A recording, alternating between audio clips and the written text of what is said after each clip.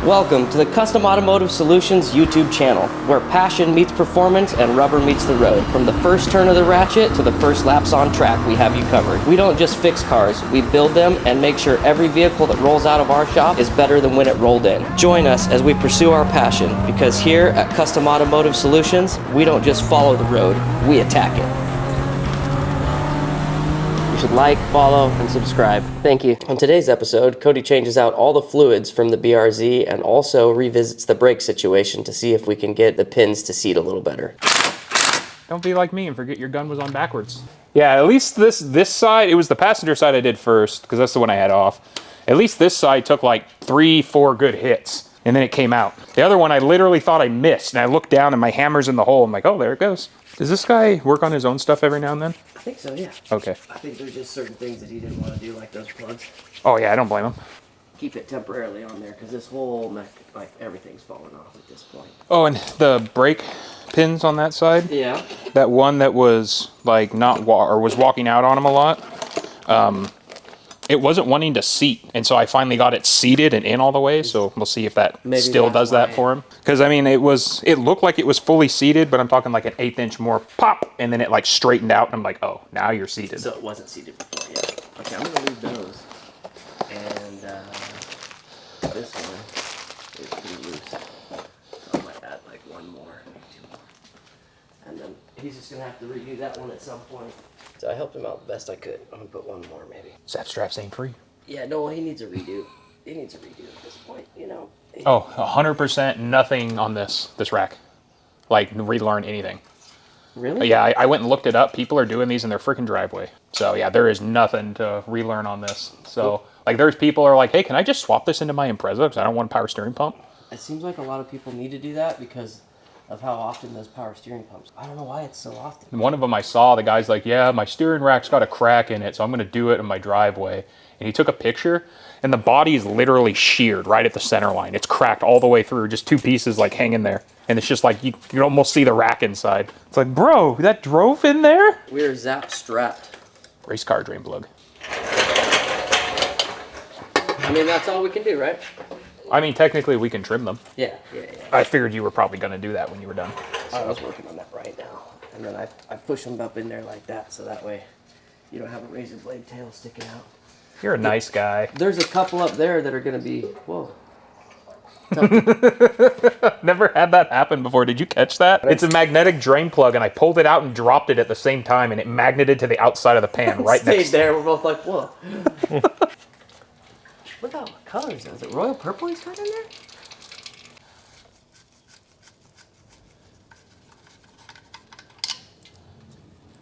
Maybe. They're super cool guys. No, because that's a Denso. Just trying to see if I have a oil drain plug gasket I can put on here for him just as a spare. He's got one on here, but I like to change them if I can. Okay, oil's changed. Well, oil's dumped. Yeah. All right, don't need oil. Yeah, no more oil. It's okay. No need. You don't need that. One of the really important things that everybody always forgets about until they're in the middle of it, including myself sometimes. When you're doing diffs, transmission services, a lot of them have a drain plug and a fill plug in separate locations. Like this one. Those big Allen bolts, the lower one is the drain and the upper one is the fill. So that'll be the drain right there, and that'll be the fill.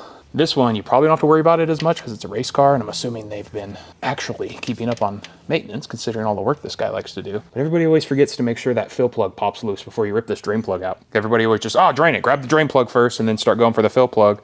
Sometimes these are stuck because they haven't been taken out in 115,000 miles. I've seen them not come off, and then you just drained a whole gearbox, and you can't get fluid back into it. The customer's very mad. When you could have just been, hey, your drain plug is, or your fill plug is, we're gonna have to drill this out, get new plugs, and then they're prepared. Or they just go, screw it, I don't wanna do that service. So now that I popped that loose, come down here and go ahead and drain it. It's not so bad on transmissions because they're typically machine thread. The real issue is like diffs and transfer cases where it's a pipe thread. Let's see if I can not get it all over my arm here. Should be a pretty good angle.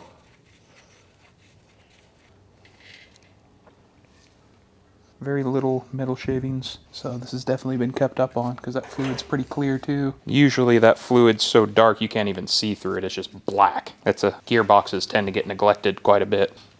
Let it breathe a little bit so it stops chugging. There she go.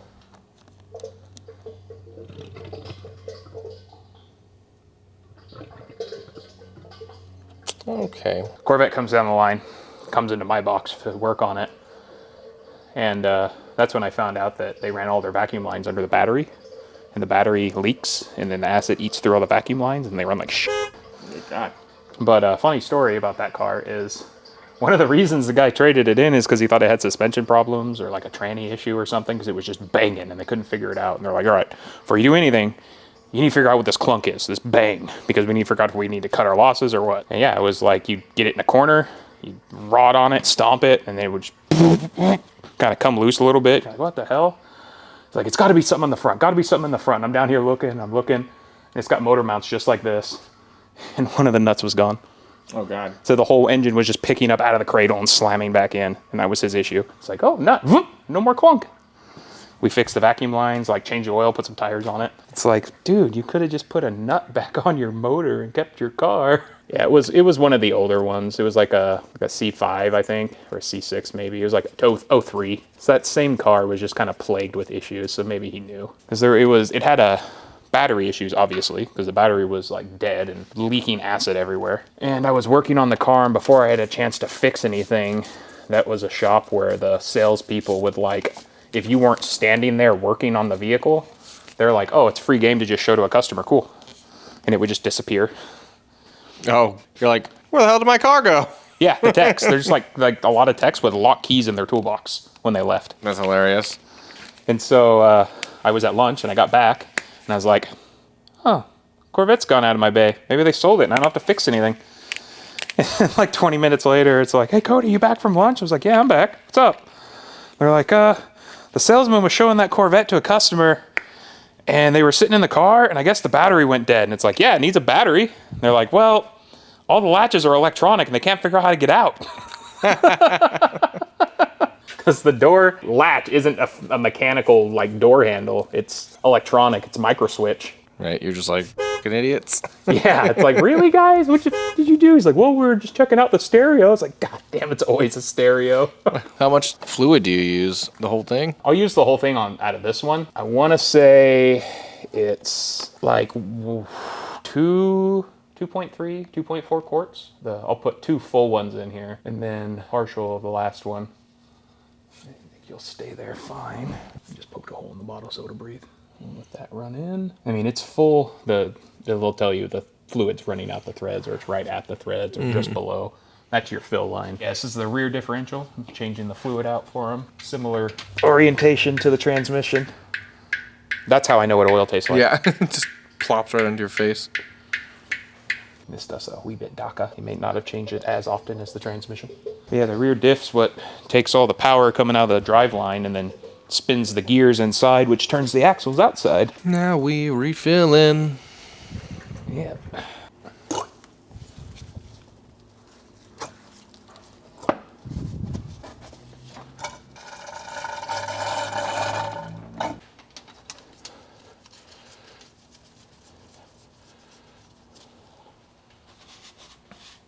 Now we're doing the other side of the brake pads. Yeah, as we're coming down, just makes sense to get this side done. I paused on them earlier because I wanted to check with Jason on those control arms. And then he came back with answers on the control arms before I got the brakes done.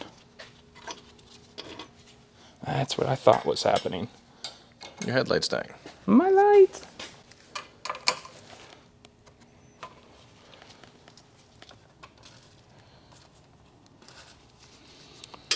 Alrighty, got him hooked up. I'll go ahead and compress the cylinders on this caliper.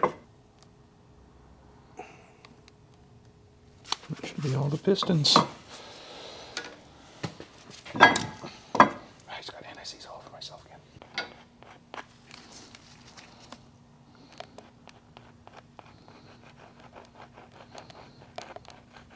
This guy in.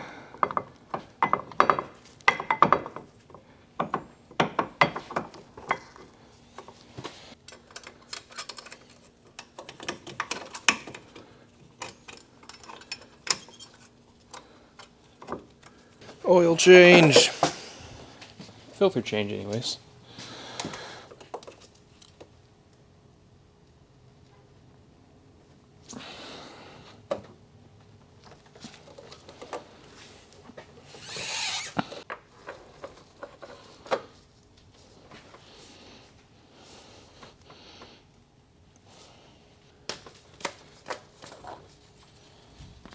Okay. Subaru puts their fill way down there. And these jugs are too big to be fancy with. Now what fluid is this? This is brake fluid. Got a gravity bottle set up here. And if it stops falling over, I can finish getting this set up and get it installed. I'm going to top off the reservoir because it's got a bunch of little intricate passages in here, so I can't actually suck the rest of the fluid out like I'd like. Because initially I like to start a brake flush with sucking the reservoir completely down, and the reservoir's full of clean fluid, plus my gravity bottle. So this bottle mounts upside down. You adjust the depth here by just twisting the bottle. And it'll go in here, clips onto the side there. And I can open this ball valve. Oh. And it's got a two-piece hose, one that lets air into the bottle and one that lets fluid out. So this will keep the fluid level in the reservoir at whatever level the tip of this is. Kind of like having a bottle, taking a soda bottle underwater and then flipping it up and pulling it out of the water. It won't let the water out till you get it, break the vapor lock. So this just maintains a vapor lock and continues feeding this reservoir as I'm bleeding it out of the calipers. Gotcha. This is the right rear brake fluid? Yeah, this is the right rear caliper. Just pop the bleeder loose, got the hose on there just like I did the fronts when I was compressing the pistons. But this time, see if I need the Dominator or not. No, you want to look at the bottle? No, I want to look at the Dominator. Oh, okay. No, I'm just using the giant pry bar to run the brake pedal from outside the car. Alright, go ahead. I'm looking at the bottle. No, the other bottle. What other bottle? The one hanging from the caliper. God! Would you? Alright. That's where all the stuff should be coming out. I mean, there's... I'm not pushing, like forcing it down, it's just slow. Hey, you were right. This is really anticlimactic. But you can do an entire brake system flush this way with, you know, a $10 gravity bottle from Harbor Freight and a water bottle that you drink all the water out of from 7-Eleven and some hose. So cool. Sorry.